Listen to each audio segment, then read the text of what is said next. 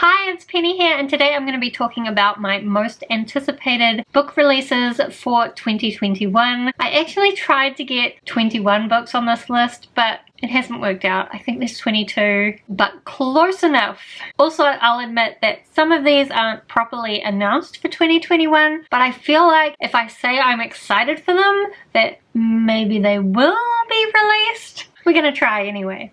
So, let's talk about the books. So as always, first up we have the next installment of the Wayward Children series by Shawnee Maguire. This is the 6th book and it's called Across the Green Grass Fields, and it's all about this girl stepping through a portal and finding a world full of centaurs and unicorns. I'm sure that there will be more to the story than that, although I also am sure that it's going to be shorter than I would like it to be, but still, because these books are so short, even though some of the books in the series disappoint me, I'm always hopeful that the next book will be one of the ones that I like a couple of the ones that I really loved, but this series does go up and down for me. This particular one is a story of a person finding their door into their magical world, because all of this series is kind of about these children finding magical doors, but every second one is about this school where people who have returned from their worlds go to kind of get used to it, and most of those I don't enjoy as much as the stories that are just about people finding these magical worlds. Usually Shawnee Maguire weaves in some amount of social commentary, so I'm hoping I will really like this one. Talking way too much about all of these already. Oh, also on the 12th of January we have Blood Air by Ilona Andrews. This is the beginning of a new series set in the Kate Daniels world. So the Kate Daniels series was one of my most favorite series. I really loved it, but after 10 books that series was wrapped up. This is a new series which is going to follow Julie, which is Kate Daniels' ward or her semi-adopted daughter, and I'm just excited to go back to this world. I don't really know what is going to happen in this series, but I love Ilona Andrews' writing style, so I'm sure I'm going to love it. I need to hurry up if we're going to get through these in any kind of realistic time frame. Moving on, next we have Remote Control by Nydia Okorafor, which is coming out on the 19th of January. So from what I can tell from the synopsis, this is a story about the adopted daughter of Death, or this girl that Death is protecting. She also has a fox companion. Yes, I love foxes. I also just thought the cover was really beautiful, and I did really enjoy the Binti series by Nydia Okorafor, so I'm excited for this book. Then on the 2nd of February we have the first book in a new series by Sylvain Neuvel, and that is The History of What Comes Next. So Sylvain Neuvel wrote the, what was that series called? Sleeping Giants? The one with the giant hand and giant robots. A lot of people love it. This one is also written by him. And I believe this is set in like the 1940s, but I suspect there might be some kind of funny time element. The synopsis does include the line, over 99 identical generations, which has me intrigued. And I believe it's going to be about these women trying to influence the world to be better around the time when there were Nazis, and I assume it will have a large amount of social commentary as well. I mean, basically, I liked Sylvain Neuvel's first trilogy. I also liked his short story The Test, and so I don't see why I wouldn't like this as well. Then on the 16th of February we have The Echo Wife by Sarah Gailey. So this story is about a woman whose husband is having an affair with her clone, so she kills him, as you do, and so then these two wives, clones, have to deal with his dead body.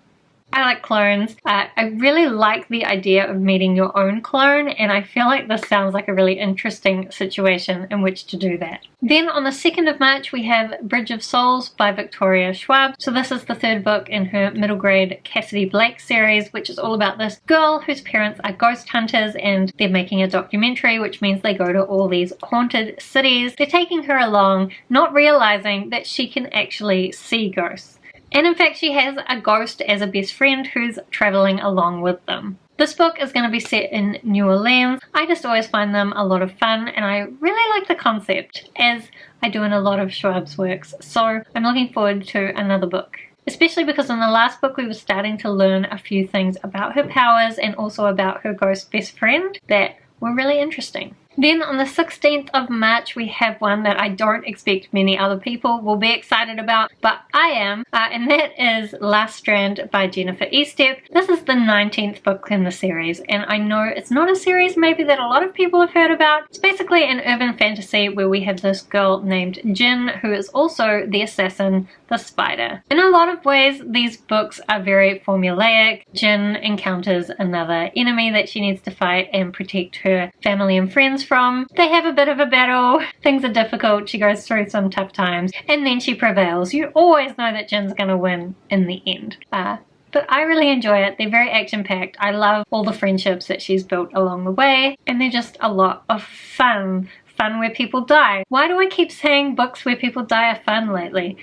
Anyway, I really like this series, and I do believe that Jennifer Estep is self-publishing these books now. I'm not sure if the series might end soon. If in this book she finds out about the circle and about what's going on with her father, then maybe. I have a lot of theories about what's going on in this series. We've had several different groups of stories, but this one I always think that this series must be coming to the end, and then Jennifer Estep pulls out some more excitement for things to continue. So I guess we'll see. But if you like urban fantasy and you like assassin stories, then this one's a lot of fun. Then on the 27th of April, we have The Box in the Woods by Maureen Johnson. So this is going to be the 4th book in the Truly Devious series. Originally it was a trilogy, everything was wrapped up. The original Truly Devious mystery was solved, I think. Although now there is another book, so I'm not sure what this is going to be about. I haven't looked at the synopsis because I don't want to be spoiled for it. Basically, this series follows this girl named Stevie who likes to solve crimes. She went to this exclusive school where she was solving some murders from 50 years ago, but also then more murders started happening around her. As I said, in the first 3 books, that whole mystery was wrapped up. I can't see that there would be any more to that. So I assume that The Box in the Woods will be a new mystery that Stevie is solving. And I'm excited for it. Then on the 6th of May, we have Mr. Impossible by Maggie Stiefvater. This is going to be the 2nd book in her Dreamers trilogy, the sequel to Call Down the Hawk. And I know a lot of people don't like the name and don't like the cover art very much, but I don't mind it. Mr. Impossible, it's kind of cool. It fits Ronan's character completely. So this trilogy is all about, I think it's a trilogy? This series is all about Ronan, who was from the Raven Cycle. It's kind of hard to talk about it without spoiling the Raven Cycle. But essentially in this series, dreams are not completely detached from reality. There is also this other really cool character that has some really cool dream magic going on. We're also learning a lot more about Ronan's brother, and it's super weird, super strange. It won't be for everyone. I don't even think that everyone who liked the Raven Cycle would like this 2nd series, but I really love Call Down the Hawk, and I am excited to continue the series. Okay, then on the 15th of June, we have Sisters of the Snake, which is going to be the 1st book in a series. And what I like about this one is it's the typical princess and a street urchin look identical, and so they swap places type story. But this is actually written by twin sisters. So we're going to get this authentic twin experience, because I'm assuming that since they look the same, there's a reason behind that. Maybe they're twins, which would be really cool. Also, the cover is beautiful, so why not? Then on the 7th of September, we have Empire of the Vampire by Jay Kristoff. He has been working on this for a long time. I'm not entirely confident whether it's going to be my thing. However, I'm really interested to see what Jay Kristoff is going to do next after finishing the Nevernight series. So I'm probably going to pick it up anyway. And I mean, it has been a little while since I read something vampire-y that I got really into, so maybe it's time. Then supposedly, I don't know if I believe it, but supposedly on the 2nd of November we're going to get the 2nd book in the Crescent City series. Now, when I read Crescent City, I didn't expect to like it, but I kind of did. I kind of did. I mean, there were a lot of things that were terrible, but I kind of almost liked it. Maybe. Regardless, I'm going to read the 2nd book when it comes out.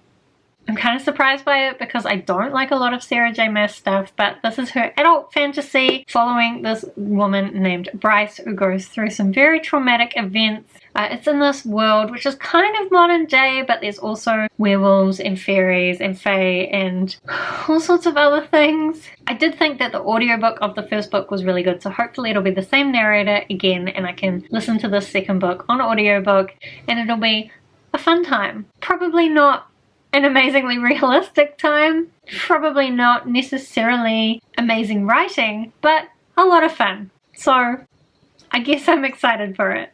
Okay, now we're getting on to the big section of this list, which I don't have specific dates for any of these, but I am hopeful that we will get them. So firstly, the Monstrous graphic novel series. I have been really loving it. The art is absolutely beautiful. They tend to release 2 bind-up editions every year, looking back in the history. So I'm expecting that we will get at least another volume in 2021. If we don't, I'm going to be mad. Because I think then when we get another volume, I'll go back and do another reread of the whole series, which is when the plot always makes a lot more sense to me.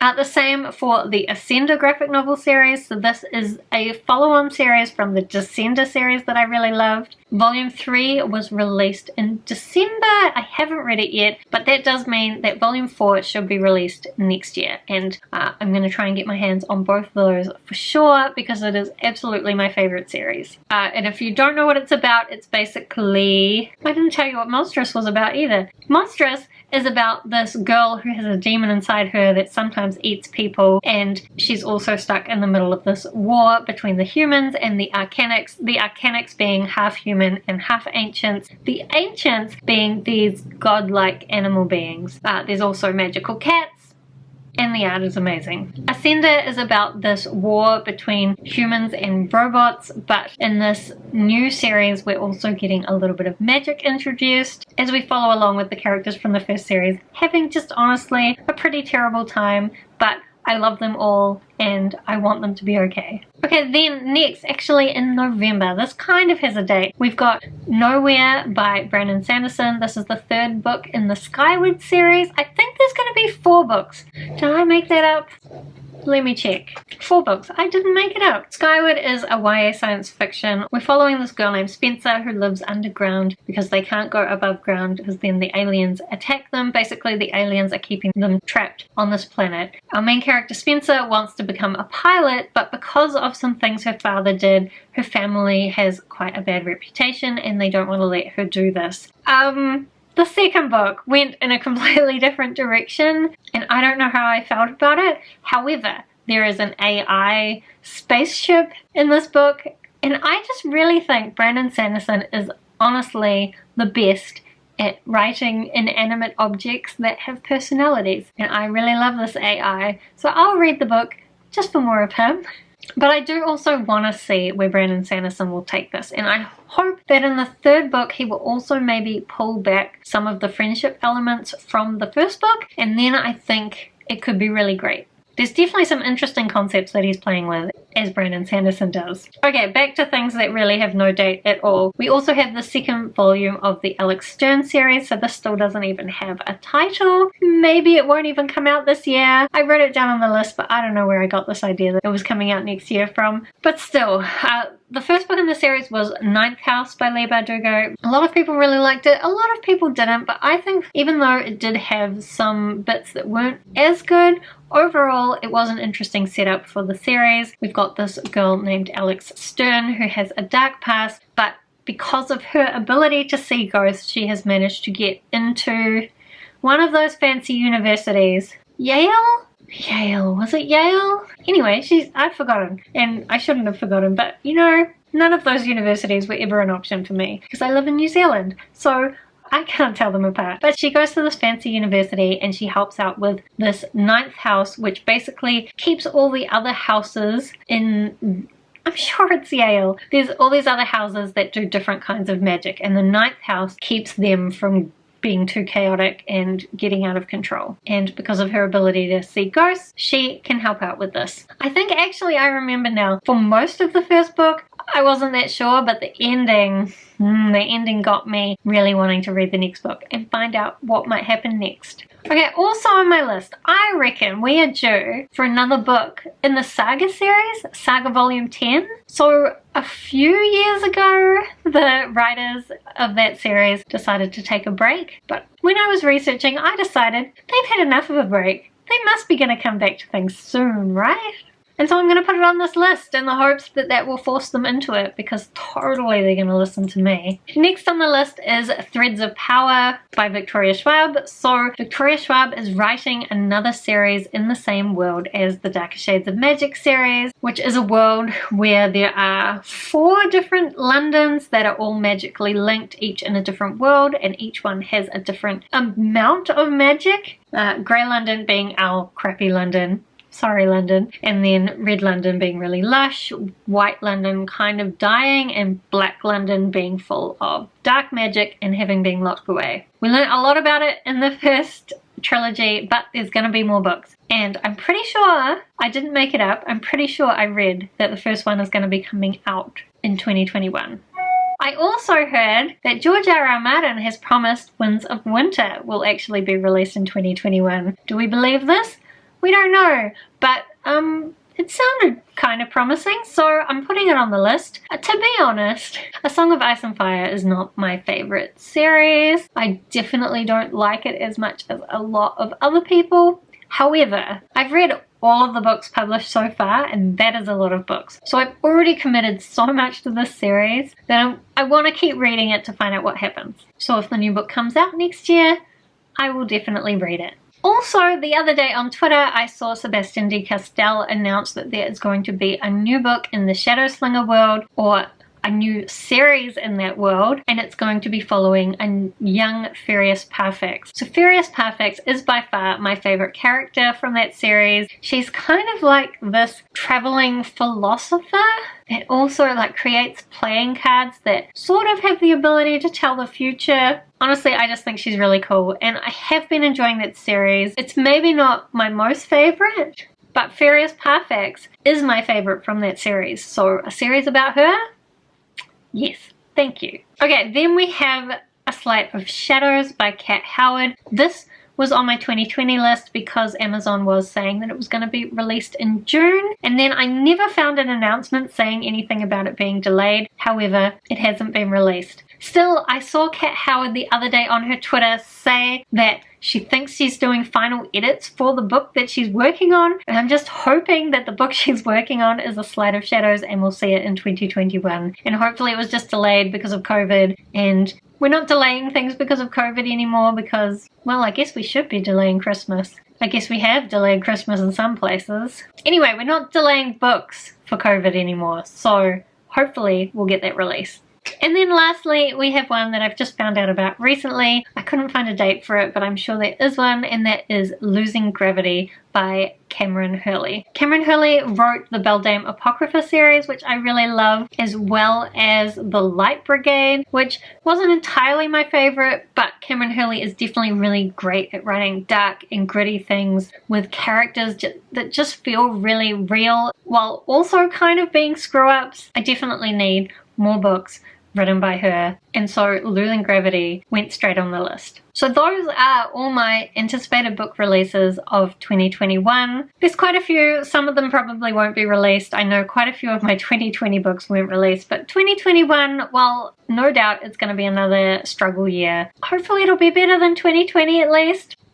Fingers crossed. I'm sure as well that I have missed heaps of really amazing releases that are coming out in 2021. So if you know of any that you think I should be excited about, please drop them down in the comments. And also let me know if any of the books that I have talked about today are ones that you're also excited for. Otherwise, thank you so much for watching. I hope you're doing well, and I will see you next time.